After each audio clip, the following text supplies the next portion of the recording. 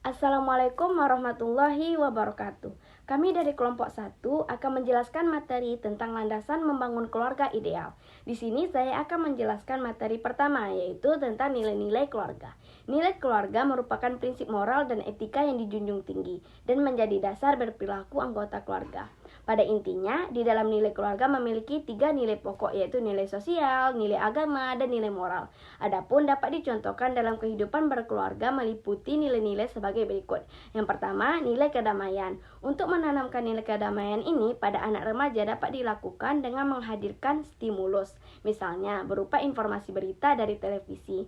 Sedangkan untuk anak balita atau yang masih usia SD, penanaman nilai kedamaian dapat disampaikan melalui cerita-cerita yang menarik. Yang kedua, nilai penghargaan.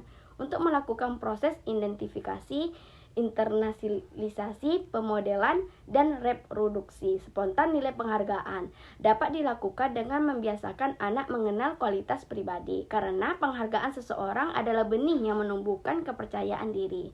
Bila kita bisa menghargai diri sendiri, maka mudah untuk menghargai orang lain. Yang ketiga yaitu nilai cinta. Nilai cinta dapat ditanamkan pada anak-anak dengan membiasakan mereka saling menyayangi, saling mengerti antar anggota keluarga, menyayangi binatang, dan merawat tanaman. Yang keempat yaitu nilai toleransi. Nilai toleransi dapat diajarkan melalui pembahasan konflik yang disebabkan intoleransi. Yang kelima, nilai kejujuran. Nilai kejujuran dapat diajarkan kepada anak balita atau SD melalui cerita. Bagi anak remaja atau dewasa muda dapat diajak mendiskusikan tentang kasus KKN, berikut penyebab dan akibatnya. Yang keenam yaitu nilai kerendahan hati. Penanaman nilai rendah hati dapat diberikan kepada anak kecil melalui cerita-cerita seseorang yang penuh arogan, hormat, dan rendah hati. Bagi anak-anak remaja dan dewasa muda dapat diajak berdiskusi tentang sosok pahlawan atau tokoh masyarakat yang rendah hati. Yang ketujuh yaitu nilai kerjasama. Untuk mengajarkan nilai kerjasama kepada anak kecil dapat dilakukan melalui cerita. Sedangkan untuk anak remaja dan dewasa muda perlu dilibatkan dan dibiasakan dalam menyelesaikan kegiatan-kegiatan yang dilakukan.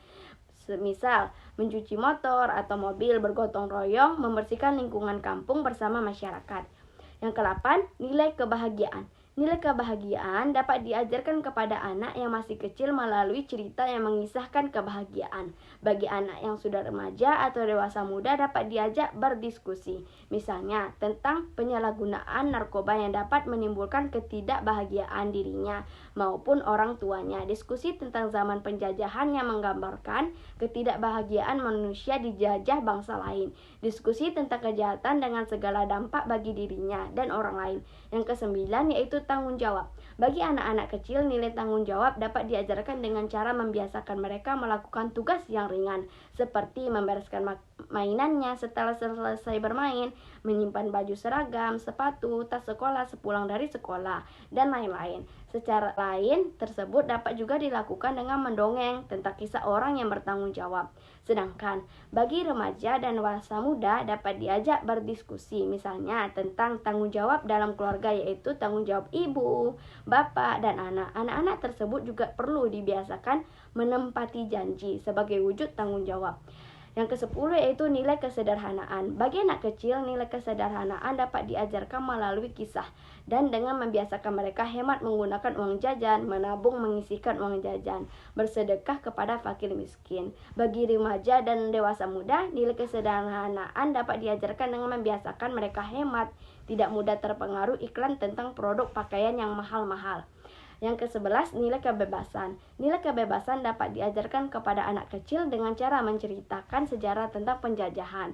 Anak dibiasakan tidak mengganggu hak temannya ketika mereka bermain. Bagi remaja dan dewasa muda dapat diajak mendiskusikan tentang sejarah memperjuangkan kemerdekaan, tentang perbudakan, tentang pelanggaran HAM, dan lain-lain. Anak-anak perlu dibiasakan tidak mengganggu hak temannya karena dapat mengurangi kebebasan orang lain. Yang ke-12 yaitu nilai persatuan. Untuk mengajarkan nilai persatuan kepada anak-anak kecil dapat dilakukan dengan menceritakan kisah tentang binatang yang menggambarkan persatuan. Sedangkan untuk anak remaja dan dewasa muda dapat diajak diskusi tentang informasi di televisi atau dari sejarah tentang pemecahan yang terjadi antar suku, antar masyarakat satu dengan yang lainnya. Selanjutnya saya akan menjelaskan tentang fungsi-fungsi keluarga. Yang pertama, fungsi pengaturan seksual. Salah satu tujuan pembentukan pernikahan dan keluarga adalah tersalurkannya kebutuhan seksual bagi individu. Dengan fungsi ini diharapkannya individu akan mendapatkan kebahagiaan dan kesejahteraan hidup. Yang kedua, fungsi reproduksi. Yang dimaksud dengan fungsi reproduksi adalah fungsi mengembangkan keturunan atau regenerasi. Dalam bahasa lainnya adalah melanjutkan keturunan. Hal ini akan menjadi masalah jika fungsi reproduksi tidak berjalan sebagaimana mestinya. Yang ketiga, fungsi perlindungan dan pemeliharaan. Maksud daripada fungsi ini adalah terdapatnya fungsi perlindungan dan pemeliharaan terhadap anggota keluarga secara jasmani seperti sandang, pangan, dan papan, maupun secara rohani yaitu berkaitan dengan psikologi keluarga. Yang keempat, fungsi pendidikan. Dalam kehidupan berkeluarga, hendaknya terdapat fungsi pendidikan dan pembelajaran yang baik bagi anggota keluarganya. Hal ini dikarenakan keluarga merupakan tempat dengan fungsi pendidikan dalam keluarga yang baik, akan yang pertama kali menyambut keberadaan anggota keluarganya. Yang kelima, fungsi sosialisasi. Keluarga tempat dijadikan sebagai untuk mengembangkan interaksi sehingga anak dan anggota keluarga bisa berkembang dan bersosialisasi diri. Yang keenam, fungsi afeksi dan rekreasi. Fungsi afeksi dan rekreasi bagi keluarga akan memberikan makna kebersamaan, meningkatkan kerukunan, serta dapat memberikan kebahagiaan bagi anggota keluarganya. Yang ketujuh, fungsi ekonomi. Keluarga sebagai penghasil ekonomi akan tercapai jika terdapat kerjasama yang baik bagi anggota keluarganya. Demikian pula fungsi ekonomi memiliki peranan yang cukup penting bagi status sosial sebuah keluarga. Yang terakhir, fungsi status sosial keluarga merupakan institusi masyarakat terkecil yang memiliki fungsi sebagai wadah untuk dapat mengembangkan diri secara individu dan kelompok. Saya akan menjelaskan tentang tujuan dan prinsip keluarga. Membangun keluarga jelas adalah impian setiap manusia. Meskipun cita-cita tersebut jelas untuk semua orang, namun jalan menuju bahagia tidaklah mudah. Ada banyak ujian dan cobaan yang harus dihadapi, berangkat dari permasalahan dalam keluarga sebagaimana yang telah diuraikan. Berikut ada beberapa prinsip yang mencoba untuk diterapkan sebagai upaya untuk menciptakan keluarga yang bahagia. Antara lain, yang pertama, tumbuhkan komitmen bersama. Yang kedua, berikan apresiasi. Yang ketiga, pelihara kebersamaan fondasi. Yang keempat, yaitu adalah komunikasi. Yang kelima adalah agama atau falsafah hidup.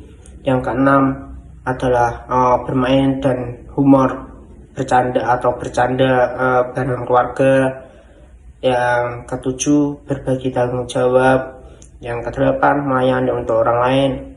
Melayani untuk orang lain ini maksudnya yaitu saling menolong pada orang lain. Yang kesembilan, sabar, tahan dengan cobaan atau problem. Baik, saya akan melanjutkan materi tentang keluarga sakinah. Menurut kaidah bahasa Indonesia, sakinah mempunyai arti kedamaian, ketentraman, ketenangan, dan kebahagiaan. Jadi keluarga sakinah mengandung makna keluarga yang diliputi rasa damai dan tentram. Jadi keluarga sakinah adalah kondisi yang sangat ideal dalam kehidupan keluarga. Ciri-ciri keluarga sakinah. Pada dasarnya, keluarga sakinah sukar untuk diukur karena merupakan satu perkara yang abstrak dan hanya boleh ditentukan oleh pasangan yang berumah tangga. Namun terdapat ciri-ciri keluarga sakinah diantaranya yaitu A. Rumah tangga didirikan berlandaskan Al-Quran dan Sunnah. B. Rumah tangga berasaskan kasih sayang, mawaddah warahmah. C. Mengetahui peraturan berumah tangga. D. Menghormati dan mengasihi kedua ibu bapak. E. Menjaga hubungan kerabat dan ipar. Cara membangun keluarga sakinah. Al-Quran merupakan landasan dari terbangunnya keluarga sakinah. dan mengatasi permasalahan yang timbul dalam keluarga dan masyarakat. Menurut hadis Nabi, pilar keluarga sakinah itu ada 5, yaitu memiliki kecenderungan kepada Al-Quran, memiliki kecenderungan terhadap agama. 2, yang muda menghormati yang tua dan yang tua menghormati yang muda. 3, sederhana dalam belanja. 4, santun dalam bergaul. Dan 5, selalu introspeksi. Sedangkan cara membangun keluarga yang sakinah adalah yang pertama, A, memilih kriteria calon suami atau istri dengan tepat. B, dalam keluarga harus ada mawaddah dan rahmah. C, saling mengerti antara suami istri. Yang D, saling menerima. Yang E, saling menghargai. Yang F, saling mempercayai. G, suami istri harus menjalankan kewajibannya masing-masing. Dan H, suami istri harus menghindari pertikaian. Itu salah satu pokok-pokok materi dari materi keluarga sakinah. Kurang lebihnya mohon maaf.